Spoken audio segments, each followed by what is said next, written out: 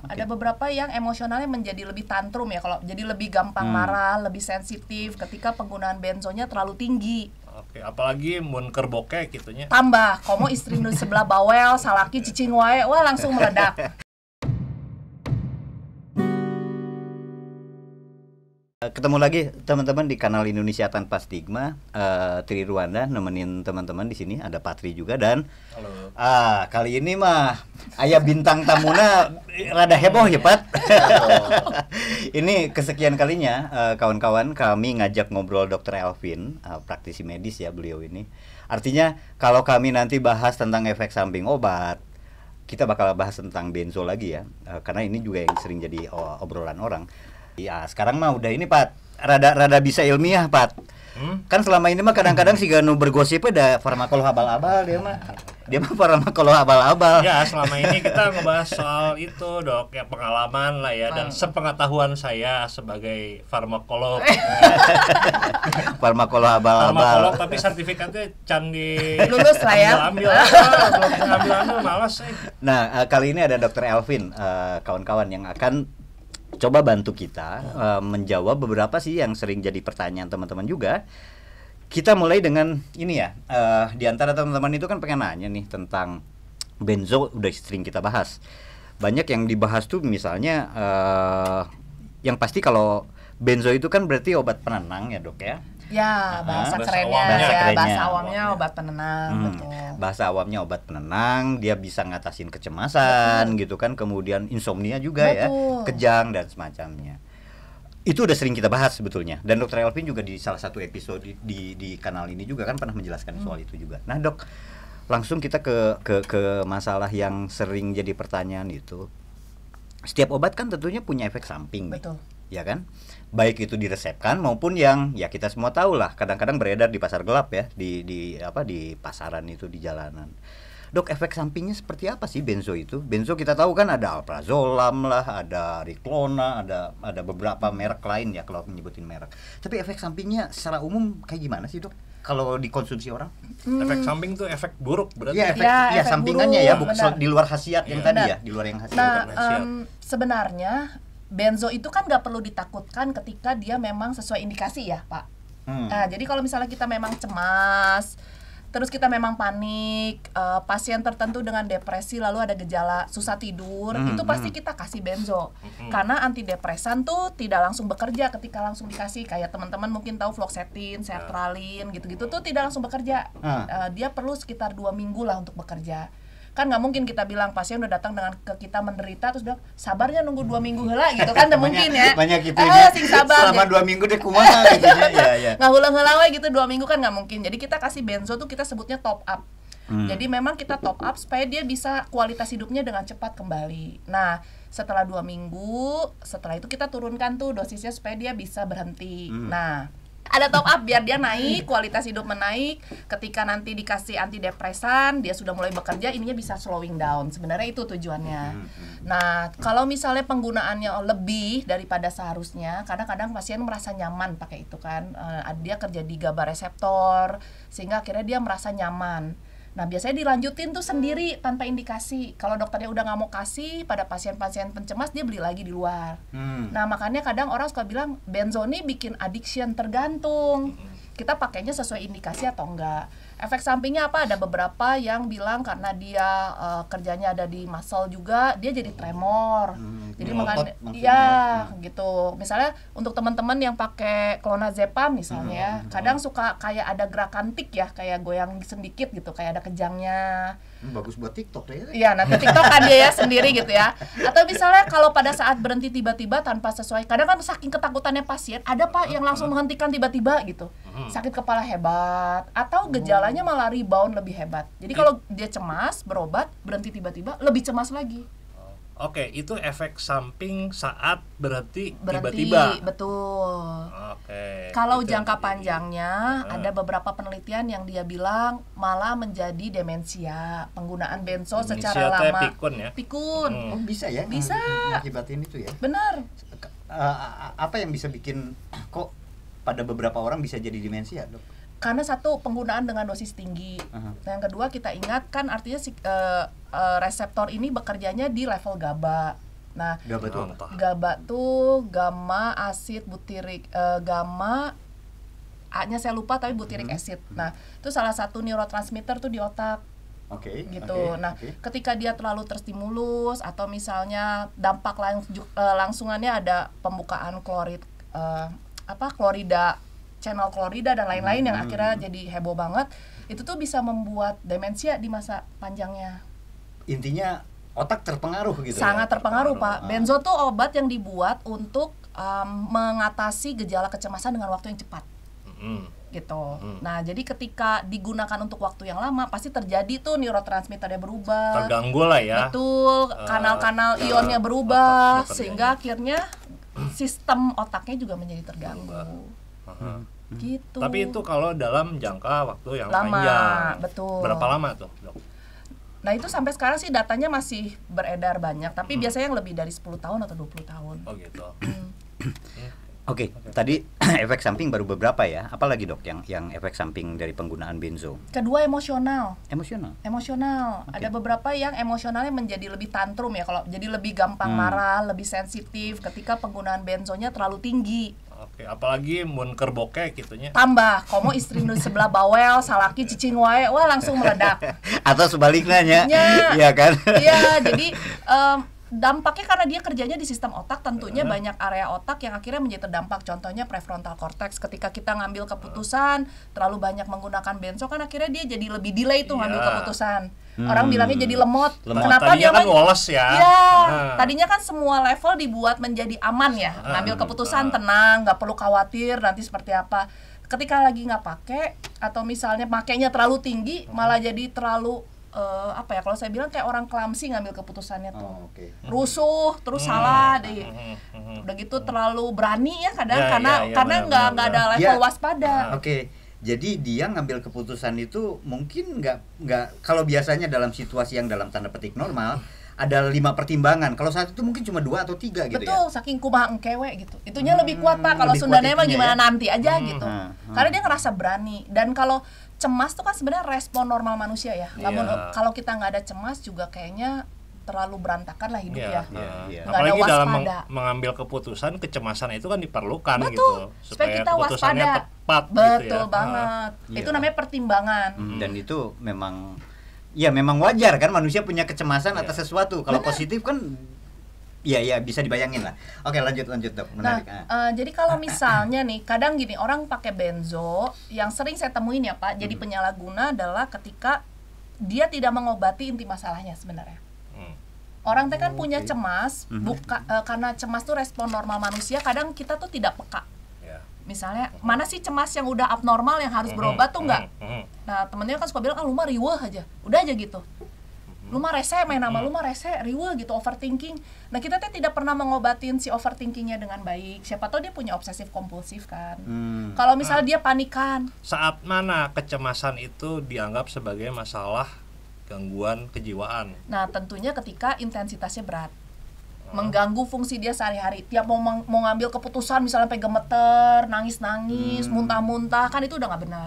Itu termasuk gangguan. Ya? Disorder ya? Ya, ketika sudah ada, pokoknya membuat hidup dia menderita, dan orang lain di sekitarnya tidak nyaman, dan pekerjaannya nggak fungsional, produktivitasnya. Pada setiap orang berbeda-beda nggak sih ukurannya? Beda-beda Ya? Nah, makanya kalau kita lihat gangguan jiwa tuh sebenarnya tidak terlihat satu event. Orang tuh punya kepribadian tertentu yang dibentuk sejak dia kecil kan sebenarnya. Pada orang tua yang galaknya setengah mati gitu ya anaknya kan pasti pencemas. Dia napas juga salah kata orang tuanya. Dia dulu kasihan banget anaknya. ada kayak gitu masa sih napas salah. Biasanya tong hiru. Coba kalau dia dari kecil dibilangnya mama tuh sebenarnya kecolongan waktu punya kamu. Oh iyalah. Ya kan, mama tuh ada Pak. Iya. Yang mama tuh sebenarnya udah nggak mau lagi punya anak, kamu tuh kebablasan.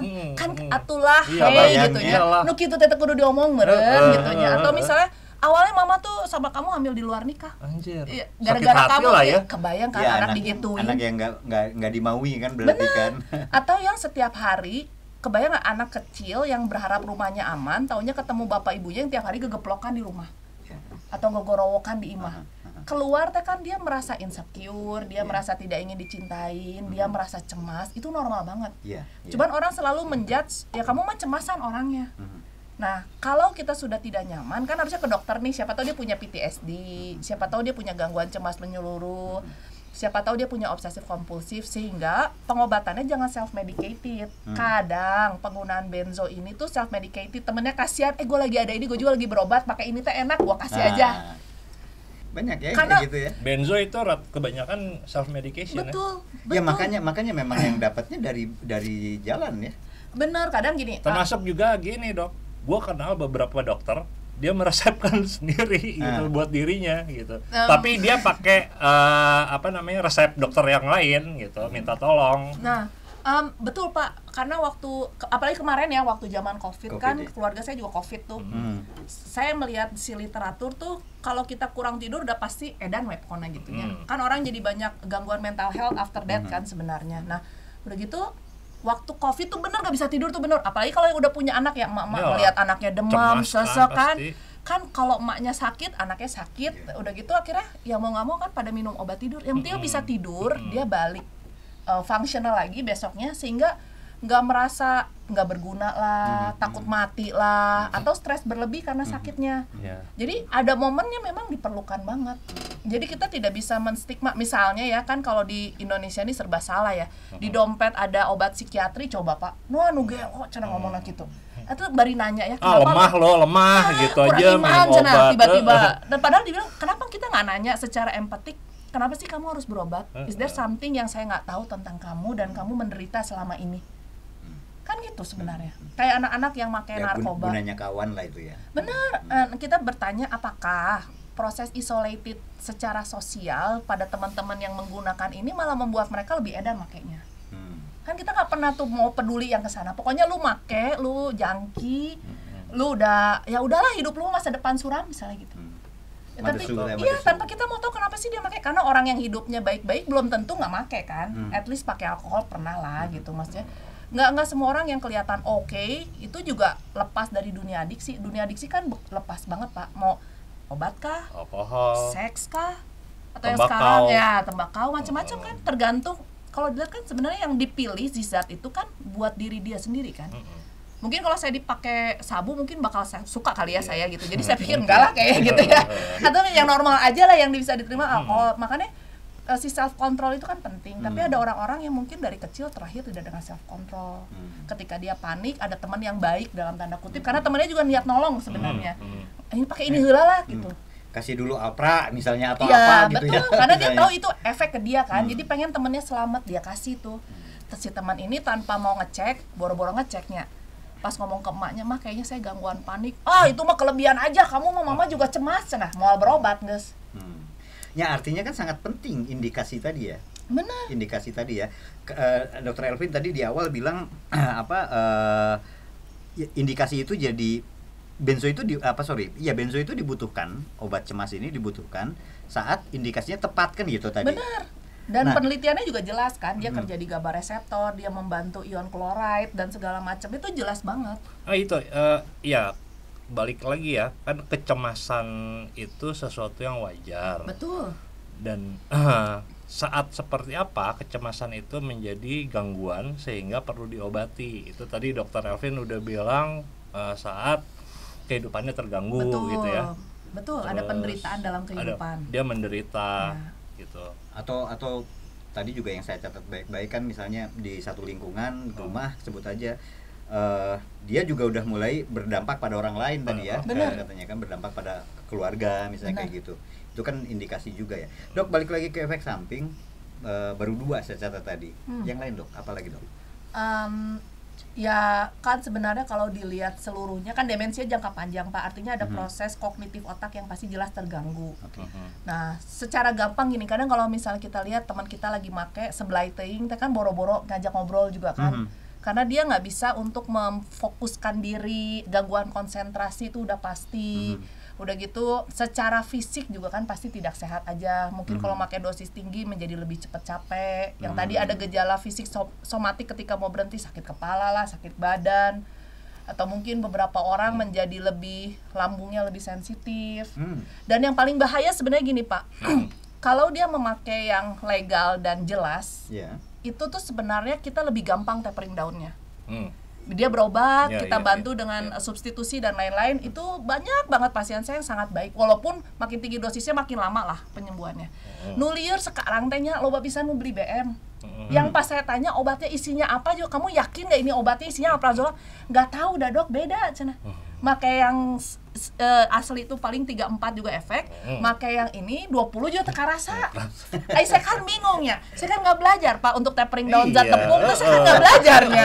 Cuma ini sugar addiction katanya gitu. Istilah naon nggak tahu. Terigu kayak tepung kayak apa Kan kayak kalau misalnya itunya. lihat gitu ya di berita ketangkep gitunya pembuat homemade obat-obat kayak gini kan bahan bakunya Nggak jelas. terus betul. yang sisanya tepung. Pas Iya. ditanya lulusannya meureun SD atau meureun nggak Iya, sekolah, iya, dia berarti kan ngeracik itu semau dia. Kalau lagi tune in ya mungkin lebih banyak bahan bakunya, kalau lagi lupa ya tepung semua kan gitu. Iya, iya, iya. Jadi yang itu yang bikin kita jadi sulit. Itu banyak terjadi ya belakangan ya. Banyak banget Pak. Kemarin saya di satu daerah saya ketemu dengan anak jalanan, mending sekarang mah lobanya yang anak nu ngarumpul geuning, yang geng naoge reborn naon lah gitu, yang bajunya hidung-hidung gitu. Lagi cek mereka tuh lagi visiting mobile, saya tanya, "Kamu pakai obatnya apa? Pakai obat nggak?" Terus dia bilang, "Enggak, saya mah clean." Gak mungkin mata geus ngerep tinggal sisa 2 cm Geus seblay. nggak dia aja ngomongnya nggak gitunya. Make tramadol dong Pak. Terus saya tanya beli di mana? Ya ada lah dok, cenah. Kamu berobat nggak ke dokter? Enggak, beli di itu gening warung pinggir jalan yang warna geus lapur ya, si sabun tehnya. Nu zaman sabunannya geus gak jelas perempuannya gambar apa gitunya. Atau yang cuma ngarenteng kopi sarenteng gitunya, tapi nggak berhenti-berhenti. Nah, terus saya pikir, oh berarti kayak gini teh kan akar rumput lah ya. Maksudnya kita tidak bisa bilang, oh ya kamu pemakai atau misalnya kamu punya perilaku beresiko, tapi kita tuh nggak pernah mau loh peduli kenapa sih mereka harus kayak gitu. Pas saya tanya ternyata dia dia lahir di keluarga yang anaknya 7, sekolah ge henteu, bapak ibunya kerjaannya buruh.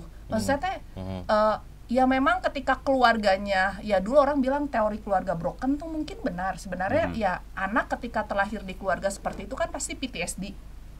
Karena kita tahu traumatic stress disorder. Ya, anak tuh kan nggak pernah meminta untuk dilahirkan, betul kan Pak? Orang tua yang bertanggung jawab. Tapi ketika lahir dari keluarga yang tidak bertanggung jawab, kan mereka udah belum apa-apa udah mengalami neglected emotion. Mereka udah mengalami emotional abuse. Yang kita tahu PTSD salah satu gejalanya itu ada hyperarousal, mirip gejala cemas. Jadi ya lingkaran setan. Selama kita ditanya apa mulainya, ya kita nggak tahu. Kita selalu bilang, oh dia pecandu, dia make ini, dia udah kagok parah lah hidupnya, tapi kita nggak pernah mau perbaiki tuh ke belakangnya. PTSD-nya nggak perbaiki, depresinya nggak diperbaiki, cemasnya nggak diperbaiki. Dan mereka dapatnya di jalanan. Benar. Tramadol tadi tuh. Ini Ya. mumpung ngebahas tramadol ya. Jadi lanjut, beda lagi. Nah, iya maksudnya Satu zat yang favorit ya. kan beda ya antara benzo sama tramadol. Kalau tramadol tuh kan opioid ya. Ya, kan? analgetik kan. Nah, Ya. efek sampingnya pasti sama-sama deh tuh Betul. kayak putal Kapalnya. gitu-gitu kan. Tapi kan benzo tuh beda ya Beda. efek sampingnya. Betul, makanya si jalurnya juga beda. Kalau misalnya yang benzo ini kan yang paling kita takutin dari psikiatri itu sebenarnya ya efek kognitif, karena mau nggak mau orang tuh hidup dengan kognitif dia kan. Kalau misalnya judgement dia makin buruk, yang paling sering teman-teman rasain tuh biasanya kalau udah kepala empatan gitu, sering lupa. Ya kan, kayak lupa, terus kalau lagi nggak make teh kayak nggak tahu mau ngapain gitu, kayak orang bingung kalau bisa dibilang. Ya karena fungsi judgementnya udah buruk. Ya demensia tadi kali. Ya, cuman jadi lebih banyak kan yang lebih dini gitu sebenarnya. Harusnya kan usia 60-an. Kalau ini di usia 50 tuh udah kelihatan banget. Ini umum terjadi nggak sih? Atau memang berlangsung baru belakangan aja? Sebenarnya kayaknya kalau alprazolam mah kita bicara tentang mbah-mbahnya obat lah ya. Itu kan gitu. Ya nggak pernah dihilangkan. Kenapa? Karena efek manfaatnya juga besar, Pak. Efek.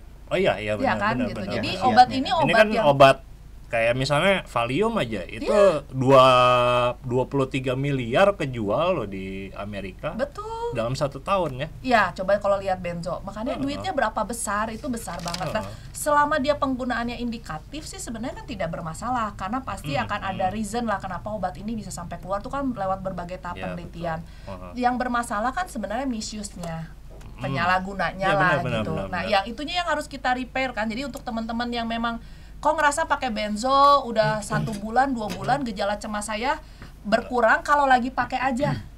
Ya artinya Anda sudah mungkin gangguan cemas menyeluruh yang obatnya nggak cukup benzo aja. Oke. Misalnya kalau yang kemarin mungkin agak banyak datang berobat dengan sulit tidur tuh prolonged grief, yang lagi COVID, keluarganya ada yang meninggal, kan itu griefnya tidak normal. Nah itu tuh sering banget bikin mimpi buruk, flashback, kan kita sebutnya PTSD. Nah itu tuh kalau misalnya kita cuma pakai benzo doang ya nggak akan ngobatin depresinya kan? Depresi lah ya. Iya, Karena benzo bukan obat antidepresi. Nah, bukan walaupun Andep ya. kadang orang suka bilang Andep, padahal bukan. Perjalanannya beda ya. Dia tetap benzo, tapi dia membantu proses pengobatan Andep di awal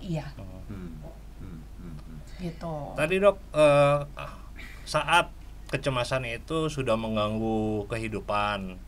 Terus apalagi sih mengganggu kehidupan, terus dia suka nangis sendiri atau gimana? Nah kan kalau perjalanan cemas tuh dia memang keluhannya lebih banyak physically yang dirasain, misalnya ke IGD taunya cek EKG-nya normal, EKG itu jantung cek jantung normal, irama jantungnya normal, tapi dia ngerasa deg-degan, keringetan gitu ya. Padahal di laboratorium nggak terdeteksi Apa-apa itu, normal. biasa aja Betul. gitu ya.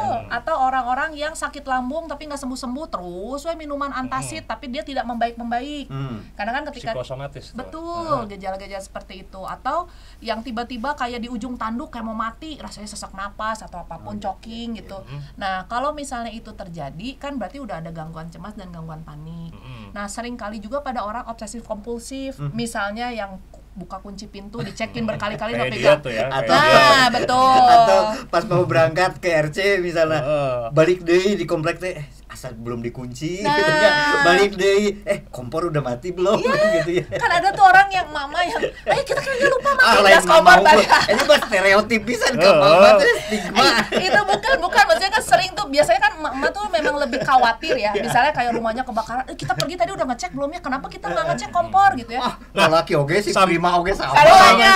Yang kayak gitu itu udah masuk ke gangguan itu. Sebenarnya gangguan Pak, kalau misalnya dia sampai nggak bisa mengalihkan gitu ya. Kan orang mah cukup lah sekali. Ini mah udah nyampe pintu, tadi udah belum ya, cek lagi lah, bisa kurang saeutik gitu nya. Berkali-kali ya. Iya, kalau sampai berkali-kali. Atau misalnya dia yang cuci tangan berkali-kali. Itu kan contoh-contoh ini OCD kurang tuh. lurus nih, ini kurang lurus. Yang apa-apa harus serba tertata, yang misalnya kalau misalnya salah nyimpen buku sedikit miring aja. Dan ya saya punya teman yang memang begitu. Jadi di meja kerja dia tiap pagi maupun sore dia akan periksa posisinya akan sama. Nah, besoknya kalau ada misalnya Tri, lu lihat nggak ada yang ngambil yang minjem bolpen gua? Nggak tahu. Posisinya udah rubah. Dia tahu gitu. Jadi yang sampai segitunya ya, Dok. Iya, kayak ritualistik kan, kayak ritual. Iya, Jangan-jangan kalau ada yang kompulsif lah itu. Iya, kalau ada yang pakai rambut digolep tuh, golepnya dikit turun aja gitu tuh mengganggu buat dia. Eta mengganggu aja kehidupan dia ya. Terus kayak gitu ya, gitu itu udah mulai hati-hati. Terus apa lagi Dok? Yang pasti kan susah tidur ya. Susah tidur. Gangguan tidur ya. Betul, bolak-balik ke IGD. Terus kalau macet juga kayak yang orang ini bakal mati. Pokoknya dia, kalau saya sering ketemu dengan bedanya ya Pak, kalau pasien cemas tuh biasanya keluhannya saya takut mati. Iya. Kalau orang depresi saya berharap besok nggak bangun lagi. Jadi beda banget. Kalau di depresi kan kita tahu teorinya hopeless, helpless, udah ngerasa nggak ada yang bisa bantu, masa depan suram gitu ya. Kalau ini mah justru saking takutnya mati malah jadi cemas.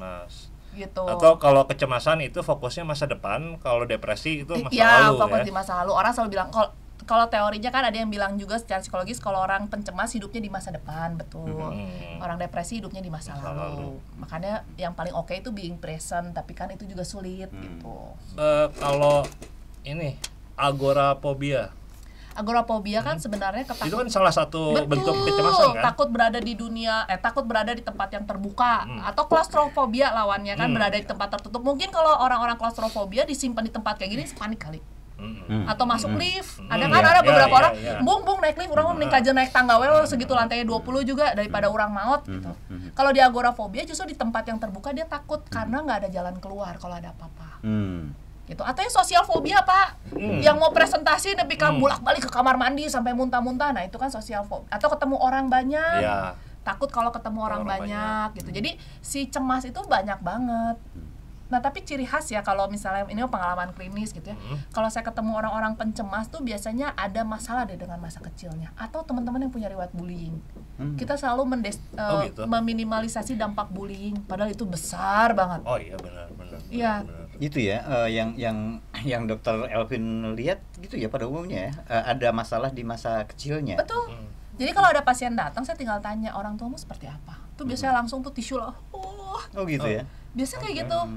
Karena kan kita terlahir di culture yang tidak boleh mengutuk orang tua. Saya bilang memang tidak boleh mengutuk, tapi kamu boleh menyampaikan ada sesuatu hal yang menyakitkan dari orang tuamu. Karena orang tua tidak selalu benar. Orang tua juga harus belajar. Ada hal yang harus dia sampaikan bahwa saya salah melakukan itu ke anak. Gitu. Tapi bukan dengan kata-kata bahwa ya pokoknya kamu harus nerima. Nggak ada yang mau kan bisa milih orang tua. Ya orang kayak hayang namun bisa milih orang tua, makanya balik deh ke perut indung gitu kan. Tapi nggak bisa. Tapi nah bagaimana si proses ini kan mesti kita kenalin nih. Karena kalau dia terlahir di keluarga yang merasa dirinya terus terancam dalam keluarga, keluar pun dia akan merasa orang lain jahat ke dia, mengancam dia. Mumpung ngobrol sama Dokter Elvin nih, saya ingat gini, untuk yang ngalami kecemasan kayak gitu yang sampai pada tingkat mengganggu sampai seperti tadi, apakah obat jadi satu-satunya untuk menyembuhkan kecemasan tadi? Sebenarnya gini Pak, kalau obat tuh perlu banget di awal. Orang udah gangguan panik, nggak mungkin kita bilang tarik napas, tarik napas, ya tuh beki cemas lagi. Karena perasaan uncontrol self tuh mengganggu banget. Ini badan-badan gue, tapi gue nggak bisa ngontrol. Kan bete banget ya. Terus orang lain bukannya ngebantuin, malah bukan ngasih obat buat saya cepat tenang, malah tarik napas, minum air hangat heula, cuci muka heula. Orang geus panik. Orang geus panik gerek banget gitu. Didinya kalah kasibuk gitunya baca ayat gitu kan. Orang boro-boro ayat nu mana nu kudu dibacain geus kawer gitu kan. Dan salah ayat deh. Gitu. Terus disebutnya kamu nggak pernah sholat, selesai kan, nggak pernah beribadah nih kamu. Nah momen itu tuh kan pakai obat dulu. Pakai obat, tenang, barulah kita bilang, ayo, udah minum masuk obatnya, ayo tarik nafas, ayo kontrol lagi si nafasnya, deep breathing lagi supaya otak kamu calming. Nah ketika dia bisa merasa cepat pulih dan dia bisa controlling lagi hidup dia, itu tuh kan akan membantu proses pulih. Nah makanya orang dengan gangguan panik tuh tidak perlu minum obat seumur hidup. Gitu. Nggak perlu minum obat seumur hidup? Sebenarnya nggak perlu Pak. Tapi gini dok, ada dong orang pasien gitu ya, tentu saja dia minum benzonya sesuai indikasi medis dan itu diresepkan. Itu ada pasien-pasien yang akhirnya ketergantungan sama benzo kan? Betul. Ada kan? Ada, betul Pak. Ada. Itu gimana tuh? Nah gini, makanya biasanya analisis yang dilakukan kalau dia punya riwayat cemas, kan gini, pengobatan tuh tidak hanya biologis kan. Kondisi psikologisnya juga harus diperbaiki. Misalnya kalau dianya sendiri nggak growing up, punya pikiran negatif terlalu banyak tapi dia nggak mau perbaiki, punya konflik marital dia nggak mau perbaiki, punya konflik di tempat kerja dia nggak mau diperbaiki, secara sosialnya juga buruk. Nah apa yang mau diharapkan dari pasien ini ya akhirnya obat satu-satunya. Tapi kalau dianya dianya mau bertumbuh, lingkungannya juga mau supporting dia, lama-lama obatnya kan makin turun.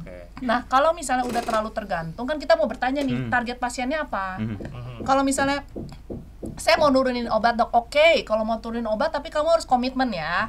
Kan artinya ada pola hidup yang harus kamu perbaiki. Jangan kalau udah tahu tiap malam buka HP scrolling bikin kamu nggak bisa tidur ya matiin jam 7 artinya.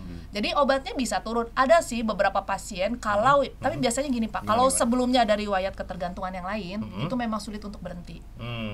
Ya, jadi kalau ada misalnya ketergantungan yang lain tuh apa? Sabu Rokok lah, gitu. atau alkohol Rokok lah. termasuk. Bisa. Okay. Nah, atau misalnya punya riwayat pakai ganja lah atau obat ada zat apapun di belakangnya. Iya. Kalau judi. Nah, judi kan salah satu bentuk adiksi, Pak. Itu termasuk? Okay. Karena biasanya kalau apalagi kalau dia lagi cemas, keinginan judinya besar. Nah, itu biasa kita calming dulu tuh. Karena proses CBT nggak akan berjalan dengan baik, proses psikoterapi lainnya nggak akan berjalan dengan baik kalau orangnya juga masih cemasan. Karena orang lagi cemas tuh kan kayak amigdalanya lagi nge-hijack, ya dia udah nggak bisa mikir apa-apa. Jadi makanya tadi pertanyaan saya tadi kan berarti obat itu dibutuhkan pada saat awal-awal ya? Betul. Nggak selamanya berarti akan terus dosis makin turun gitu ya? Betul, dok, ya? Seharusnya teorinya indahnya gitu. Tapi kan tadi ada pasien-pasien yang ternyata yang ketergantungan juga. Bener, gitu. karena kan manusia bukan robot ya. Nah, karena dia tadi dirimu udah bilang itu ada riwayat ya, riwayat ketergantungan. Itu artinya genetik dong atau gimana? Nah, kan riwayat ketergantungan tuh ada banyak. Ada yang memang ketika lahir orang tuanya sudah pemakai. Ya kan, kita kan nggak bisa membilang oh itu nggak ada dampak tuh ke kehamilanmu, itu nggak. Jadi makanya segala sesuatu yang diinvestasikan dalam masa kecil dan masa kandungan dia tuh pasti berdampak pada dia remaja. Nah masalahnya itu ditata laksana dengan cepat atau tidak. Nah kalau udah tahu, tapi kan kita ilmu parentingnya juga segitu-gitunya ya. Misalnya nih, udah tahu bapak ibunya waktu hamil tuh make, harusnya dia bawa ke tenaga kesehatan, bilang saya tuh waktu hamil dia tuh saya make, saya waktu menyusui dia tuh saya make, sehingga anak ini bisa di-treating lebih baik, bagaimana problem solvingnya lebih baik, manajemen stresnya lebih baik, sehingga resiko dia make menjadi lebih kecil. Tapi kan boro-boro ibunya mau bawa ke psikiater, Pak, dia udah make aja udah di stigma. Terus tuh kan cek urang oge si eta mah da kolot lagi gitu.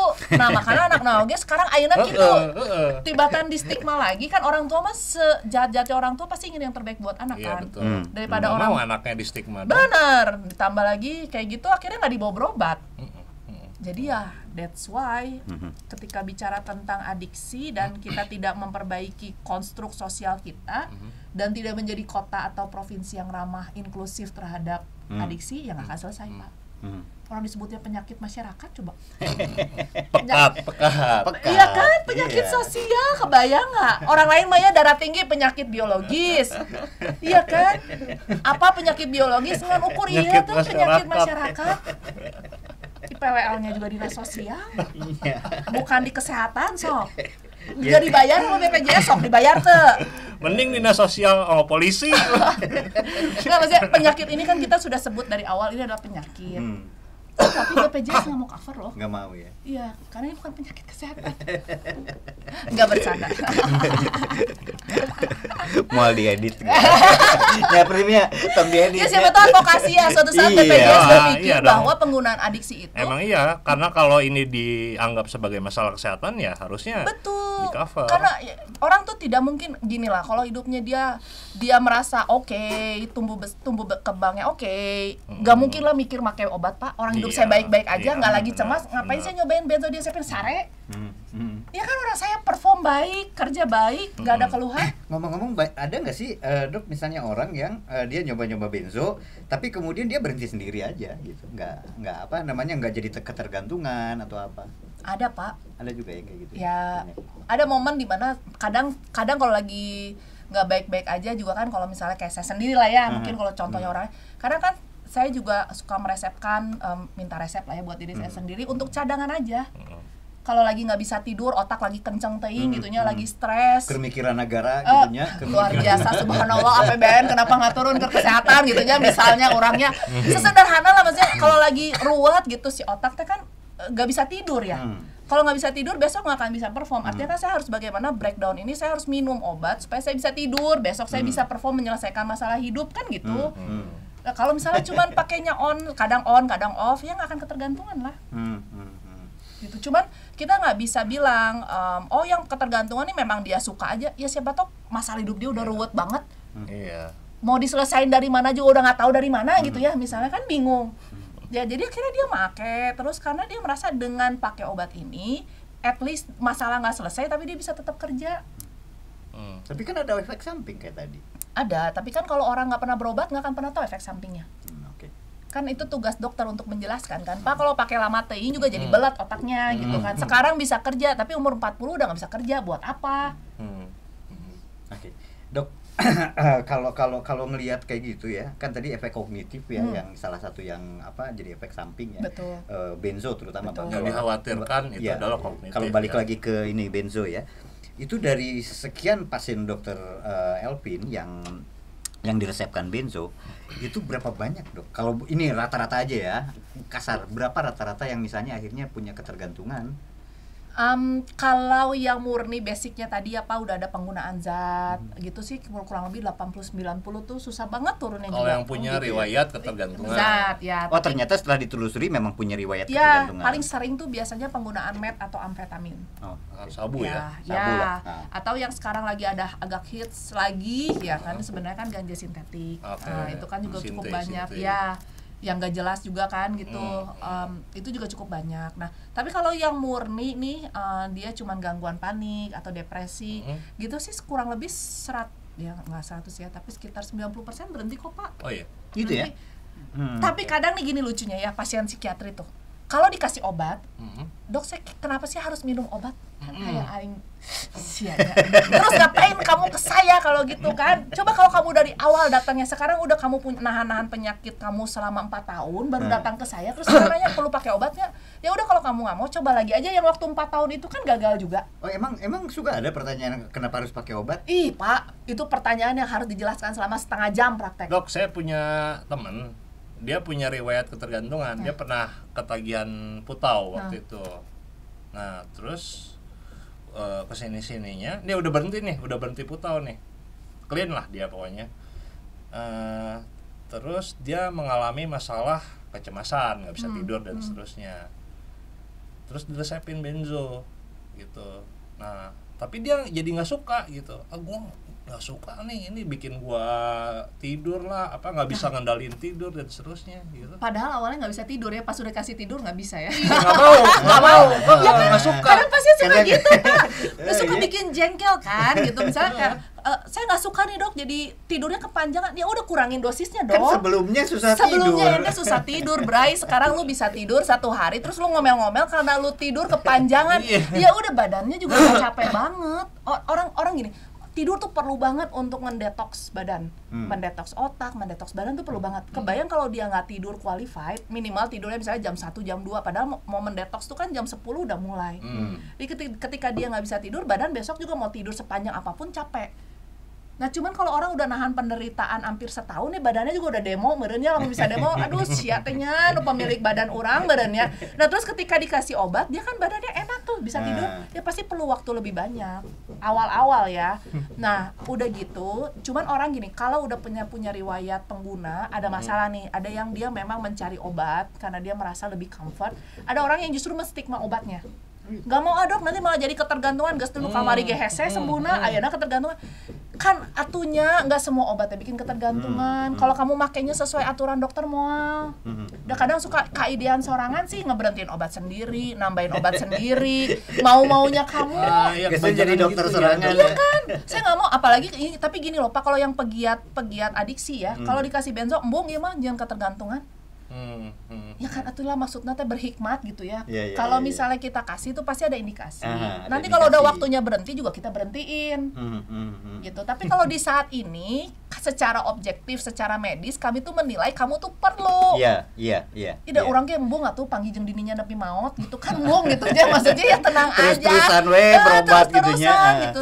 Selama dia udah tahapnya action, apalagi kalau motivational dia udah action, udah tahap maintenance, ya udah kita kan mau maintain kualitas hidup. Dok, pasien Dr. Elvin yang paling tua umur berapa? Kalau ini di luar maksudnya penyakitnya apa dulu nih? Kalau demensia yang kecemasan dan diresepkan benzo gitu. Ada yang sekitar 70, Pak. Ada 70 ada. tahun. Ada. 70-an. Gini, kan kalau misalnya gini, saya ingat banget guru saya almarhum bilang gini, Vin, kalau misalnya dia pakai dosis contoh lah, misalnya pakai alprazolam 0,5 dan dia hidupnya kualitasnya baik, hubungan relasi dia baik dan dia bisa fungsional, ya udah.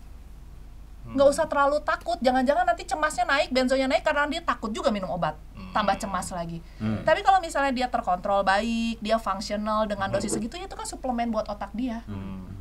Daripada dia nggak perform, jadi kayak vitamin aja lah ya. Betul, jadi ya kita tidak bisa langsung, wah ini karena efek jangka panjang. Semua obat juga ada efek samping Pak. Cuman kan kita kalau obat psikiatri tuh over conscious gitu ya. Dikasih obat gesieun, kalau nggak ya pasiennya udah mau minum obat suaminya lah. Kenapa harus minum obat nanti ketergantungan? Kalau nggak suaminya nanti mertuanya lah. Kenapa kamu berobat ke psikiater nggak bahagia nikah sama anak saya? Ya jadi sinetron ya. Ih Pak, berobat psikiatri itu sulit. Saking obat ini di stigmanya gitu ya. Saking di stigmanya obat ini. Bener, sampai psikiaternya juga di stigma. Iya, benar. Nah dok, ini bagian-bagian terakhir deh. Gini dok. Itu kan kalau saya bayangin orang yang datang ke dokter dan ke dokter Elvin contohnya misalnya, itu kan berarti dia cukup terinformasi, dia cukup punya kesadaran untuk berobat gitu. Betul. Tapi kan kalau di jalanan, di lapangan, di luaran sana itu kan banyak juga tuh yang seperti tadi berobat sorangan, beli sorangan, dan ternyata obatnya palsu bisa jadi kan gitu. Dok, kenapa sih? Saya sih punya kecurigaan gini.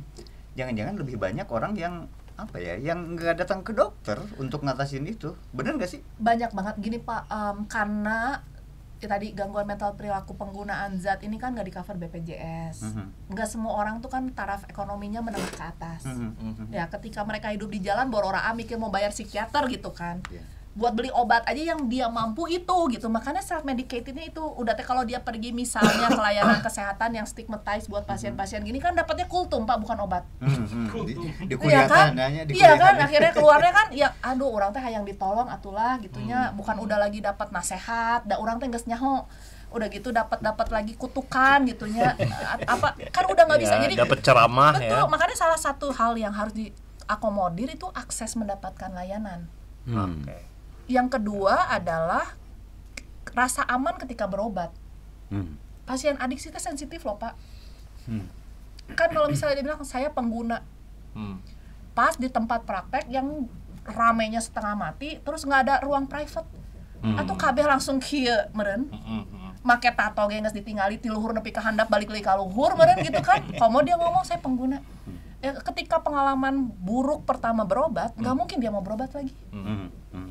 Sensitif itu. Betul. Ya. Itu kenapa kemudian Akhirnya gelap ya. betul. Kenapa? Karena satu, berobat tuh kan mahal. Ya, mengakui mahal. Obatnya juga nggak murah. Ketika dia cuma mampu punya 10.000 beli ketengan 3 tablet. Coba ke apotek, ketengnya Pak beli 3 tablet, temenang meureun. Gitu kan. Jadi akses untuk mendapatkan obatnya harus dipermudah apapun gitu. Dok, kalau misalnya gini, saya mengalami gangguan cemas gitu ya, sampai nggak bisa tidur lah gitu. Kemudian duit saya pas-pasan gitu. Saya bisa dong datang ke puskesmas untuk ngatasin. Bisa gitu. Pak, Ya kan? pokoknya gangguan jiwa apapun tuh bisa di cover BPJS kecuali ketergantungan. Oke. Ya. Oh gitu, kecuali Iya, ketergantungan ya. Jadi, tapi kalau misalnya kecemasan, saya nggak bisa tidur, saya datang ke puskesmas boleh? Even Bisa? insomnia primer aja di cover. Oke. Dan itu yang diresepkan adalah alprazolam gitu misalnya? Biasanya ada combine sih, mungkin sama antidepresan kayak fluoxetine atau sertralin gitu loh. Karena kan alprazolam tuh sebenarnya murah Dok, yang murah banget Pak, paling cuma cuma 12.000 ya kan, ya, se-strip. Betul, 12.000. Kadang cuman ya kalau yang generik banget yang harga generik. BPJS murah banget. Iya, 12.000. Ya cuman itu obat itu tuh terstigma sehingga akhirnya kadang beberapa layanan kesehatan juga nggak nyediain. Yang kedua ya kita ya selalu kalau misalnya kita bilang selalu ada oknum, adalah yang tiba-tiba cuma pengen itu aja setiap berobat ke puskesmas gak aya gitu. Nah makanya kadang ya mungkin jadi complicated, ditambah kan hukumnya juga WAW ya gitu ya kalau isu obat WAW? wow gitu ya maksudnya kan riet gitu Pak berurusan dengan hukum tehnya orang teh bolak-balik gitu Tapi nya. kan ada resepnya, nggak ada urusan dong sama aparat Ya lamun hukum. pas suwenya hayang panggil jeung dokterna kan dipanggil. Oke. Jaba kadang manggil jam sabaraha, dipanggihan jam sabaraha urang ngajedok di ditu kan. Ya Mas ya, ini mah pengalaman gitu ya kan, tapi teh kan teu kitu meureun ya. Nah, tapi kan kalau misalnya dia udah sadar nih saya cemas, saya berobat tuh nggak mungkin cuma dikasih alprazolam aja tuh nggak mungkin. Tapi kan kesimpulannya mah gini, tetap aja yang sangat dibutuhkan orang-orang adalah saat dia sakit, ngerasa sakit, dia punya kesadaran itu dan dia datang ke dokter kan gitu, yang tepat kan gitu. Dok, tapi kan yang balik lagi yang tadi yang saya bilang dan diamini oleh dokter Elvin, itu banyak yang nggak datang ke dokter, dia belinya di jalanan self medicated tadi. Betul. Apa sih yang bikin orang itu selain tadi ya, mungkin berobat itu mahal atau apa sih yang bikin orang enggan ke dokter? Dan saya emang ngebayanginnya lebih sedikit dah orang yang ke dokter Sedikit dibandingkan banget yang enggak. Pak, orang kalau kampanye gitunya, kalau lagi pergi main kemana gitu ya ngobrol gitu sama komunitas, sieun ke dokter mah cenah. Kenapa? Sieun, karena ya stigma. Oh, stigma tuh ya, selalu bawa. lebih stigma ya. Bener Pak. Gitu ya. Dan Kalau biaya kan tadi udah di cover tuh. bisa BPJS ya. ya maksudnya kalau secara penyakit dan berobat nggak mungkin nggak ada akses lah kalau BPJS ya, tapi self stigma tuh sering banget. Ada ya itu ya. Coba Bapak bilang orang teh depresi gitunya, henteu lah jika nama orang coba kalau dibilang isunya kesehatan jiwa itu pasti enggak lah jika orang masih kurang sabar we, kurang mencoba meureun ngomongna, kurang ikhtiar, kurang yoga meureun bisa lah lamun olahraga heula mah. Ya. Yoga. Ih, coba Pak, kalau bilangnya sakit, kalau si hipertensinya langsung ke dokter. Nyeri hulu langsung ke dokter saraf. Nyeri naon dia langsung ke dokter, kecuali depresi jeung cemas sok. Orang sedihnya nggak kabur. Nggak usah depresi deh, stres aja. Stres ya kan? Coba, stres, kurang self healing, ya kan? Ini kurang me time, kurang healing aja nama kan ngomongnya gitu ya. Kurang healing. Padahal nggak kudu berobat gitu kan. Akhirnya delay penyakit inilah yang membuat si pengobatan tuh jadi lama. Coba kalau dari awal dia datang, mungkin nggak perlu minum obat juga mungkin. Ada pasien saya baru nggak nyaman seminggu, ini mah over lah ya, nggak nyaman seminggu dia datang. Oh ternyata cuman kita bantu breakdown masalah, kita CBT negative thinkingnya, kita perbaiki PTSD-nya, membaik kok dia. Cuman 2 bulan waktu itu berobatnya, terus beres. Cuman kan kadang orang tanya nggak 1 tahun, nggak 1000 jeung salaki gogontokan 5 tahun ya. Datangan ukur rek cerai, coba. Saya tuh udah cemas, depresi rek cerai. Kenapa cerainya Bu? Gara-gara dipanggil janda, cenah. Cek urang teh nya, sia teh kuduna leuwih mikir 5 tahun katokan, cek aku teh nya. Itu tuh sering Pak, orang tuh kadang suka lupa gitu ya, apa yang membuat dia sakit. Faktornya apa ya? Iya, bener, nah itunya harus diobatin. Selama kita cuma mengobati, kasarnya kalau kita cuma ngobatin hilirnya aja, nggak bisa tidur, kasih obat tidur, sakit kepala, kasih obat pusing, kasih ini, nggak akan selesai inti masalahnya, ketergantungannya makin tinggi. Semakin kita menyelesaikan inti masalahnya, semakin besar tuh kemungkinan dia tidak ketergantungan. Itu tanpa itu ya, kalau nggak ada riwayat pengguna sebelumnya gitu. Atau sebenarnya gini, di kita di Indonesia ini mental health itu masih dianggap itu mah bukan penyakit gitu. Benar, cek urang ge tijin. Dari jin ya. Dari jin kiriman kan dibilang oge. Santet. Nya santet kan. Gini betul, karena gini konsep kesehatan jiwa tuh kan disebutnya sesuatu yang abstrak ya Pak. Ya kita nggak bisa bilang kalau orang itu kan senangnya segala sesuatu yang bisa terbukti secara langsung. Kalau darah tinggi kan bisa distensi. Ya, misalnya DBD tinggal cek trombosit. Nah tuh gangguan jiwa mah. Itu makanya perlu self awareness kita sebutnya. Lu tuh mesti sadar sendiri kalau lu tuh nggak baik-baik aja dan cari pertolongan. Orang tuh merasa malu mencari pertolongan jiwa, padahal pertolongan itu adalah bukti bahwa kamu aware dan kamu cinta sama diri kamu sendiri. Kalau malu itu kan hubungannya sama stigma. Betul. Ini yang nggak dianggap sebagai penyakit gitu. Betul, makanya orang punya sakit itu tuh malu banget Pak, karena orang nggak sadar. Gitu, walaupun kita kampanye berkali-kali mental health gini, kalau misalnya kita bicara mental health, orang lain tuh sudah menyadari mental health ini penting. Karena depresi itu kan nyata, depresi itu kan penderitaan.